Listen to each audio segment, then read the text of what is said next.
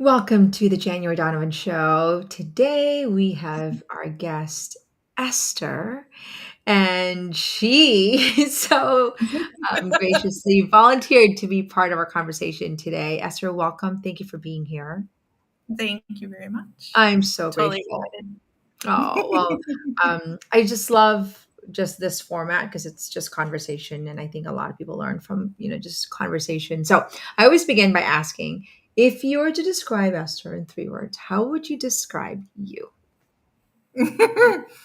um, 3 words. Let's see. Vibrant, Jesus, and Mhm. I'm not sure how I would describe the next one. Generous, I guess. Oh, that's beautiful. Jesus is generous and Right? vibrant. I know. That's what I'm like. Uh, I'm all no, about the Jesus kind of Jesus takes it all. love. Yeah. When you say Jesus, it's kind of everything. So, well, that's a beautiful. Right? It is. Even Totally. beautiful, yeah, for you to even say, that's who I see myself as is Jesus to the world. So that's beautiful. Well, thank you for sharing. So, give us a little bit about a background about your journey. How did you come to know the woman's school? How, where did this sort of journey begin for you? Okay. So I was just living life. We got my husband's military, U.S. military, Mm, and I was pregnant with number 6, cool. ginormously pregnant, living in the desert, the middle of the desert in New Mexico. It was April, and we were in the middle of remodeling a house. They told us we were going to stay there for a while, so I literally had the entire kitchen ripped out. and and lo and behold, they gave us orders to move to Italy. And I was like, uh, okay, it's April. Okay, okay. Just And like then my this. husband's like, yeah, my husband goes, they want us there by July 31st. I was like, the baby's due June 10th. That ain't happening. Like, I don't know. And then from there, everything just kind of like crumbled in my life. Like I was so overwhelmed. Mm. They came and picked up all of our stuff. We lived from May until December with none of our things. I was sleeping on the floor, pregnant, sleeping on the floor with a newborn. I had no kitchen. We had one Ninja Foodie that we were double making things in because we had 5 kids and 2 adults. It Wow. was absolute chaos. And then like we were trying to rush and finish the remodel and and that's right. I was also in January, I had felt a call from God to start because it was at COVID time, to start a summer school for the local kids. So I was the administrator and I was the marketing director and I was a teacher for 2 of the classes. And that started 6 days after the baby was born. So like it was just yeah, I was totally swamped. I was drowning. And it just didn't get any better. We got to Italy and I was like, so yeah, I thought life would get better once but no, hey, now I'm in a new place with all of these new customs and new holidays and Language. new language. Yeah. Like I was like, I don't know what to do. I am like, and like the washing machine, it's so tiny and it takes 3 hours to do one cycle. Oh, That's wow. the fastest it goes. I was like, I can't do laundry anymore. For six I normally children. run like 3 or 4 loads a day. Like I Wow. was like, I The things you're everything. grateful for in America. That's crazy. Yeah, And is that right. how you met the woman's school? Yeah. I stopped and I prayed and I said, okay, Mary, you're supposed to be my mama. So I need you to kind of like, you were a good housewife. I believe that. And you were a good mother. I believe that. So I kind of need you to teach me here. And within the week, somebody randomly texted me back from New Mexico and said, hey, I just went through the women's school. You should try it. And I was like, That's from mama. So yes. Wow, so that's a really, kind of direct Right? story, it's like, "Here, let me just put you in a silver platter." Most women are not directly like that after you pray I for it, know, so right? that was like, "Here." Oh, I was begging. I was like, if you don't do something, like, it's gonna get real crazy. But Like, you were I'm gonna. open. I think that's, the beautiful part, so that God could do a lot with an open heart. So, I'm grateful that you're here. So tell me what this journey has been like for you, in the woman's school, and what's like before and after, the Esther before and after. Um, it has been. It was. I was really excited to get started. Super excited. The first time I went through it, I was like, "Yes, I'm doing this work. I'm doing this work." Always having my work done in advance when I was meeting with my coach, and really putting things into use in my life. Yeah. Like, I would write these little scripts. The first script I wrote was, um, I create impact in every room I enter. Hmm. That's And I beautiful. had I had little post-it notes on every single door to remind me as I went to the room, and then the kids started saying it, Mm. because the house had just gotten to such a place I couldn't deal with it anyways. So it has made a huge change um, in my life. I mean, massive. The overwhelm, dealing with the overwhelm. We just got orders last week. We are moving back to the States Oh, by December. congratulations. Yeah, they did again. So, Yeah, like, transition. and this time, yeah, and this time I'm like, yeah, whatever. It'll be okay. Like, you know, You're it's going not into that. more washing machine space. You're actually going into I'm so so that's excited. awesome. I am so excited. Garbage disposals, dishwashers. I won't have to separate all of the things. I have like 5 bags to separate in. Yeah, so Yeah, it's it'll be just, great. something It'll be great. so you saw your own transformation through this work, which is really what I want to share with women is, for those women that actually do the work, it works. It works. I've seen incredible things happen in women's lives, but they're more importantly, their families who do the work. And it's not a walk in the park, would you say? I mean, you have to do the work, Mhm. and it's not, especially the 3.0 version of the women's school, the master class. Nothing great happens unless we work on our interior life. And so, but miracles happen when we do. It's like God helps Right? us They helps really do. themselves.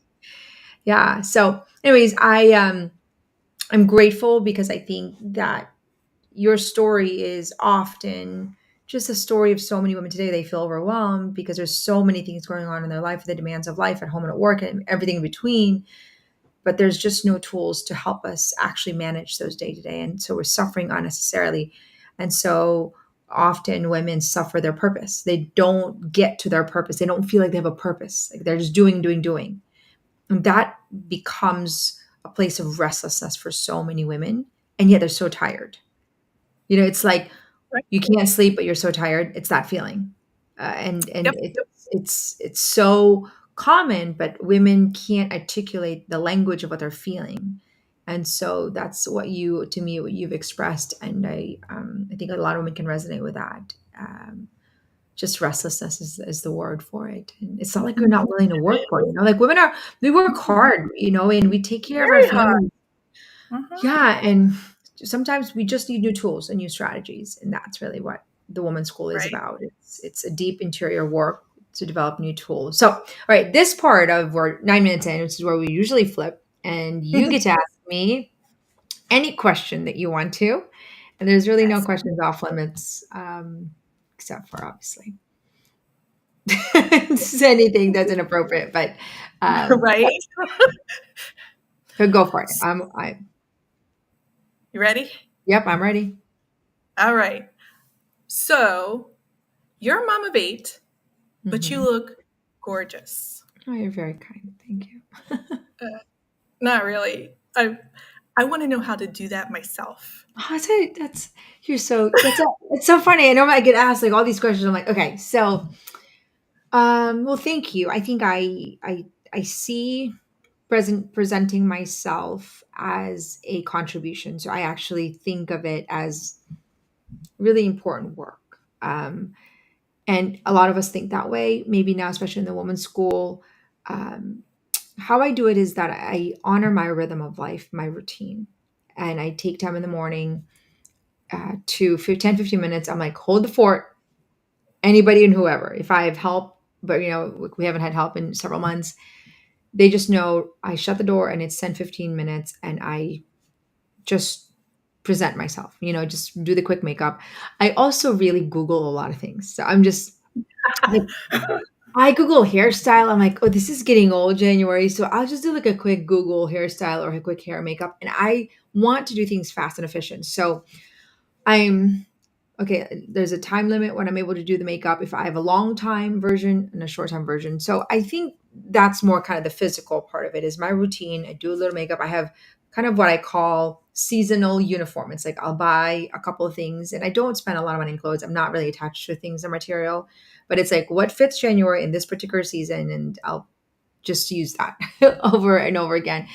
So that's, I think from an external perspective, that's what I think I do. I I also think I try to eat healthy. I think that's what I do feel like. Not all the time. I had chips this morning, just the honest truth, which I normally don't. And I give myself, this is like my favorite thing. It's really bad. I'm just showing to you because this is like real life January. I'm not a chips person at Oh, all. And certain seasons of certain, like I'll just go to this crazy thing. But for the most part, I really do try to take care of what I eat. I don't like to exercise, to be honest, but I'll do it. I'll go for a walk.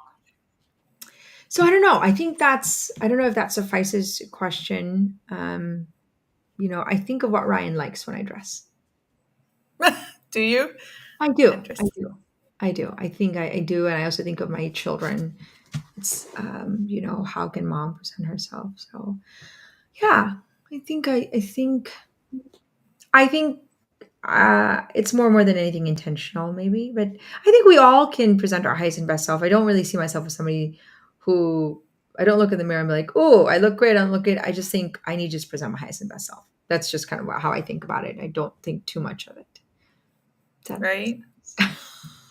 I get it. I get it. In fact, the way that I grew up with no makeup, no jewelry. They weren't allowed.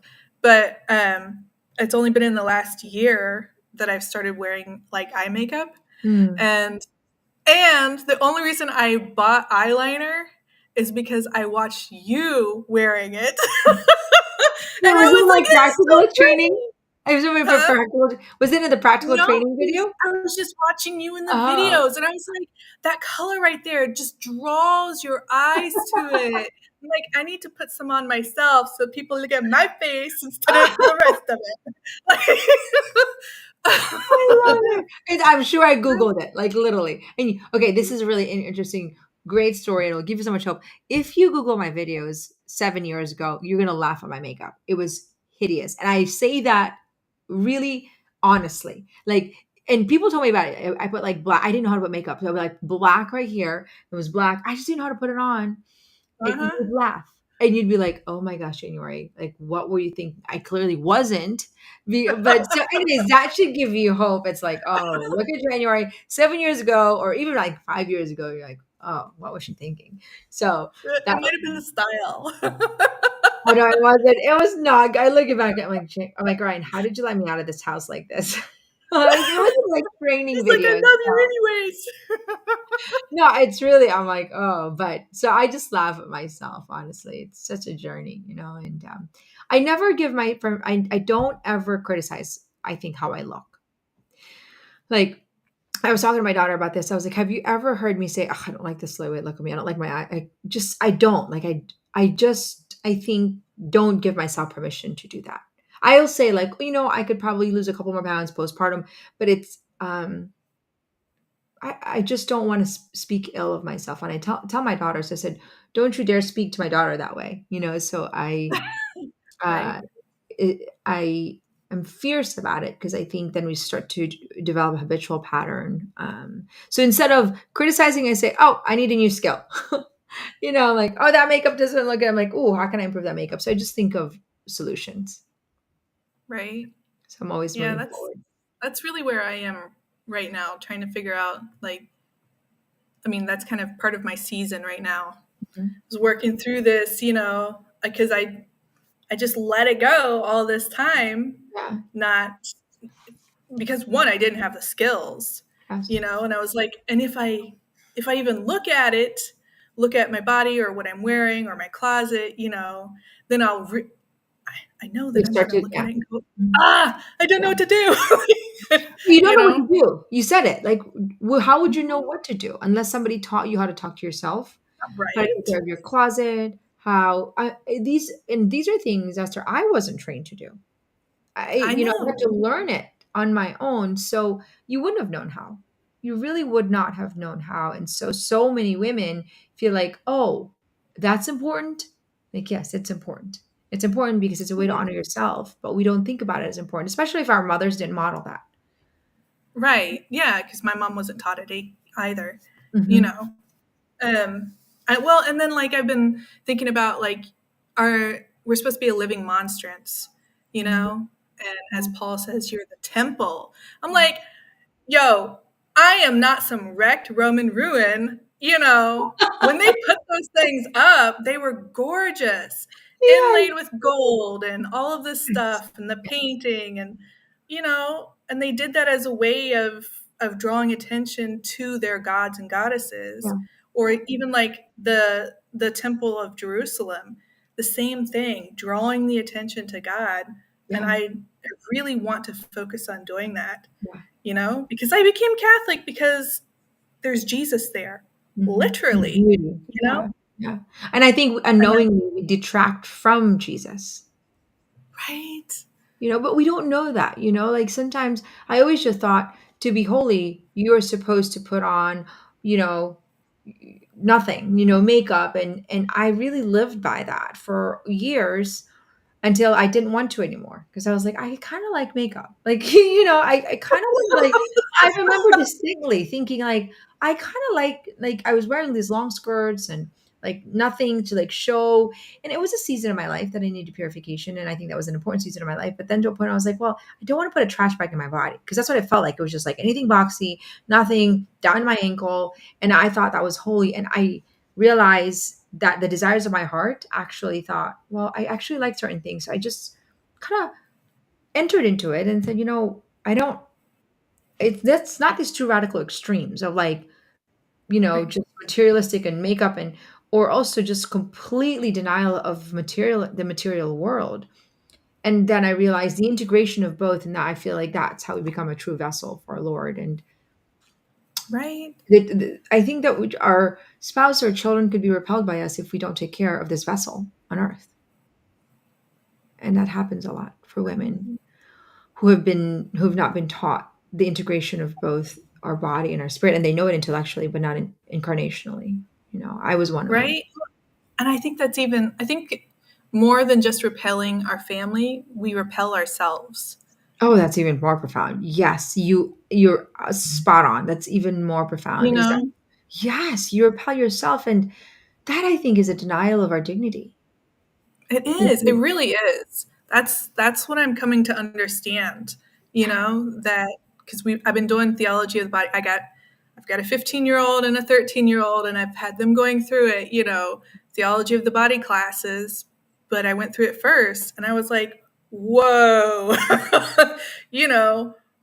I Yeah, and then when you combine that with you're the temple, and then like, yeah, it makes sense. But it I makes think yeah, even a woman who takes care of herself, chances are she'll take care of her home, which is also our domestic church. And I think that we have to know kind of do this in layers, right? In sequence. You take care yeah, of yourself, you take care of your home, and you take care of the world, right? Outside your world. And I think women, we don't know how to take care of ourselves. We don't value ourselves because we've been told that we're not valuable.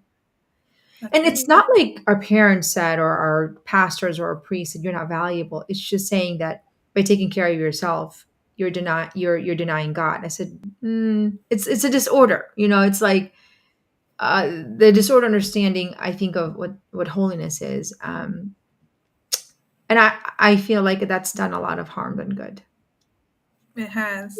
to I was our just inner thinking I was just thinking that today, how all women are called to motherhood, whether it's physical Mhm, motherhood or spiritual motherhood. That's part of the feminine genius. mhm. That's how you display the image of God. But like, I've got a friend. She's got a little 7-month old, and nursing, and like we're at the pool, and he's hungry, and she stops to nurse him, and I was like, oh my goodness, if she didn't take in food she couldn't give out as a mother, You're right. you know? You're right. And it just struck me. And it's not just taking in food, it has to be good food Yeah. in order for her body to be able to give him the minerals and the vitamins and the what do you call it? Not, Nutrients.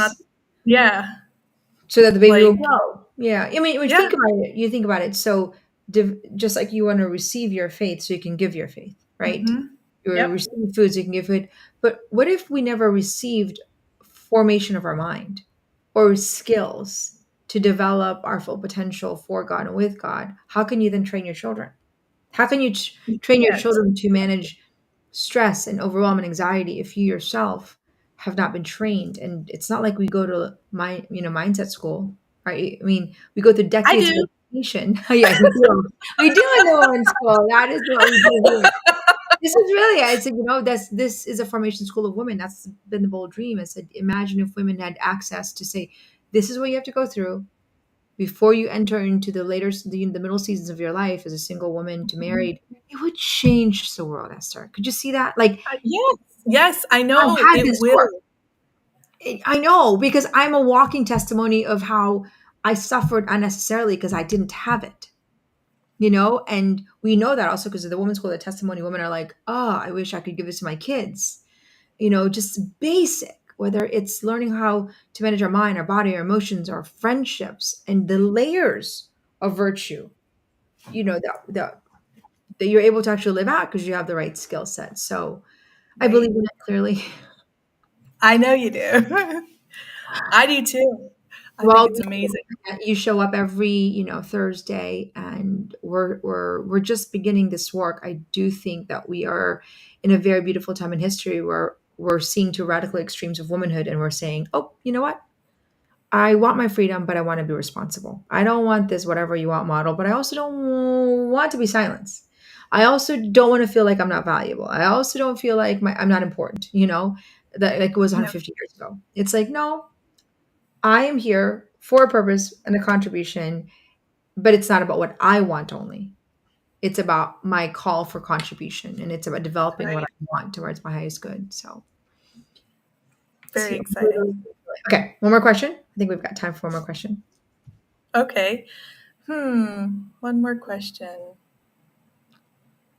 So, when you do scripting with your kids, Mhm. I have the book. This This is is the me I choose to be. mhm, mhm, Yeah. And I was looking through it and I was trying to do that stuff with my kids. mhm. It's really tough. Yeah. How do you work through this all of this training that you're giving me now as an adult? When does that start showing up in your children's life? I would imagine it would start showing up before they're even born, you know, with the Ideally. way that you, yeah, right? I mean, With, ideally, obviously, a lot of us are coming through this work later on in our motherhood, but it's almost like knowing how, understanding everything. Like if somebody spoke French to you, understand everything. We don't know how to speak it yet, but when somebody speaks to you Mhm. in the future, you're like, oh, I can pick that up. So that's the way I want you to think about scripting. It begins with creating a new language at home, right? And that's how you kind of have to think about it. So when you're developing a new language, you're trying to say this word and it sounds funny, you don't really understand it, and it's broken. That's what you have to look at scripting because it's not one script, it's actually thousands of scripts if you think about it. So it's Yeah. creating a language of wholeness. It's creating a language that's full of hope and not harm. And so your children are going to resist just like you resist the discomfort of learning a new language. Like if I told you we need to learn Spanish, that's where you're like, early January. Like, it's Right? I've been working on Italian. yeah, yeah, exactly. But do you see what I mean? Like you're really learning because so what you have to look at it from perspective is that they're learning a new language. Your role is to continue to speak it, help them speak it, and know that they're in transition when they're learning this. So there's a level of consistency in the way you model it and the way you speak about it. So, for example, in my home, script is part of our narrative. When, for example, somebody's fighting, right? And I say, you know what? I think it's because you don't know how to talk to each other. And so I'll give them a script and I say, I'm sorry that I did this. Would you like me to do this?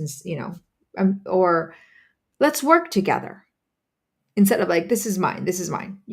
Let's work together. So then I'll let them write and rewrite that script over and over again.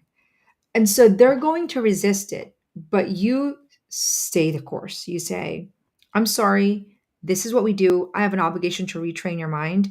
You're not going to like it, but one day it's going to bear fruit in your life. And so you have to have your script down and then you just stay at it. The 15-year-old, if they haven't started it, they're going to resist it. You can Yeah. keep inviting him or her. I don't know if it's a girl or boy, and just say, I know you don't like it, but just give me 5 or 10. There comes a time, like I have a 17-year-old.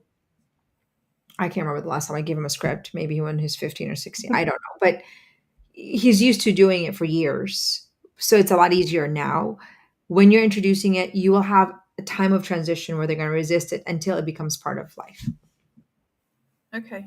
But you have to keep at. I have a script book in my kitchen drawer Right. I dedicated. remember you saying that. Yeah. Still do. I still have it, and there's a little thing with a pencil, and then there's a script book. And it used to be they each have a script book in their names, but I feel like I found it everywhere. So right now, typically my younger ones are the ones that are scripting. The older ones, unless it's really like I just did my older children, my top four are teenagers.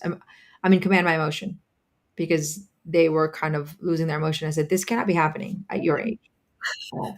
So I'm in command of my emotion. And I'm like, this is the reason why you need emotion command. You're not going to like me, but you're going to love me later on. So please go to your room, write your script, and come back when you're ready. Come back when you're ready. Just let it get to you. You know, you Right? you just have to say, I'm doing this for you. But the thing is, the outside part of that, Esther, is that you have to develop a relationship with them that's fun and inviting. So that when I need to hold them accountable, it doesn't feel like nagging. It's like that's just a small part of mom. The rest part of mom is actually fun and inviting and fun and inspiring. So, you give them good food. I ask them what do they like to eat. You sit down with them, you laugh with them, you have a conversation with them, you talk about their dreams, you clean with them. And so when you have to hold them accountable, it's just a sliver part of your relationship. Does that make sense? Yeah. No, totally. So it's Yeah. I was strategic, Yeah, I wasn't sure how to do it. I actually put it down as one of like the consequence things. They Hmm. tried killing it. This is my cube of consequence. Oh, that's So cool. so when they make a choice Yeah. to disobey, they have to roll the cube of Hmm. consequence because I was really struggling Creative. with how do I remember what the consequence was for this particular thing for that particular kid. I was like, okay, we're cutting it down to one thing. You roll the cube, whatever that comes up on the cube. And one of the things is write sentences. And so I have them scripting for the sentences. I love it. That's actually really creative and clever. I've never heard of that actually. That's really clever. I mean, if you want to do scripting, create another dice. One of them is 5 scripts, one of them is 20 scripts, one of them is 30, and then you can roll it. Ooh, yes. So Oh, I I just love thought about it. that. So I might Right? do that at home because I'm always starting with my little ones are 10, my 7-year-old, Yeah. and then it's always 25 for the older ones at least. But my other children have written 200 scripts, 500 scripts. If it's Oh, have dishonesty, it? it's 1,000. Is it? It's a See, thousand. I've got you have to roll the cube of consequence 3 times for being dishonest. So they can get Oh, all that's kinds of right? All kinds of unfun things. I'm like, hey, it was your choice. Like you knew in the beginning, yeah, you know, yeah, you choose to do it this way or you choose to do it this way. yeah. Yeah. And Sorry. you have to have your script, you have to have your script ready when they push back, you know? And Yeah, I always say, I said, if I don't help you work through this, life will be hard for you someday. You know, if I right, don't which I help you have. become honest or I don't help you certain things, life will be very hard for you.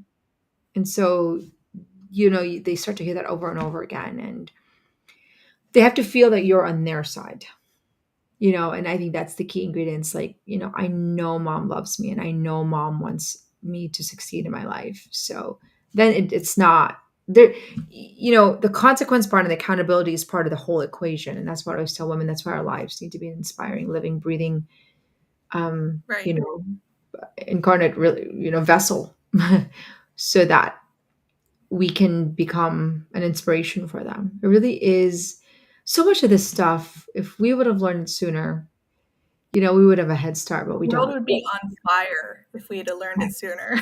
Yeah. We would, our children would be pursuing their dreams. They would probably be evangelizing sooner.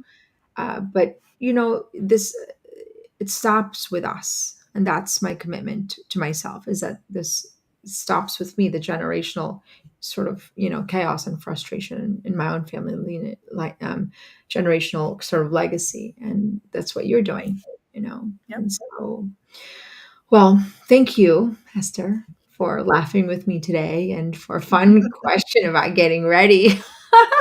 Funny, I don't often talk about that, you know. Just it's I talk about a lot of training, and then, you know, I think Yeah.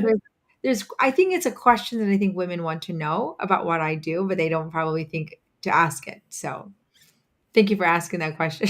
It's like small That's thing. me. No, but The it's a off the small wall thing, thing. you know. Um, Yeah. I Yeah, this morning I was listening about cellulites. So I do daily study, and I my studies always, Nice.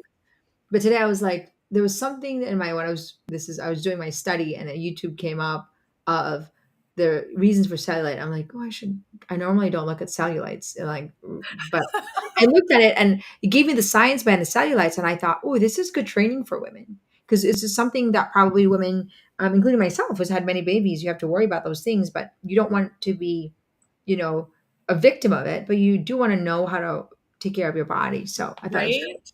pretty informative. So any knowledge, I think, helps our conviction to taking care of ourselves. So It anyways, we're does. out of time. Thank you, Esther, so much for being Thank here, you. and welcome back to the United States next summer, hopefully. You know, I want Right? to go early. You should come visit me before I leave. I would love, it's 20-year anniversary, I think. We're hoping to go to Italy. I'd like to go to Mhm. Positano someday. I'm And hoping to go to the Vatican for Christmas Eve this year. ooh, that should be I know yeah. because the Jubilee doors will be open then. Really? It's this year? Yes. This Wow. year they open officially on the 24th. So I am so excited. Like I I was know there when the some Jubilee people doors were down there. open. 2000. Said I was there when the Jubilee doors were open. 2000. It was big Jubilee year I was for me. definitely Protestant then and had no idea what was going on. Great. Jesus loves Sorry. you. No, Jesus loves you. So. Anyways, thank you so much, Esther. I will see you on Thank you. Thursday. Okay. Bye. Bye.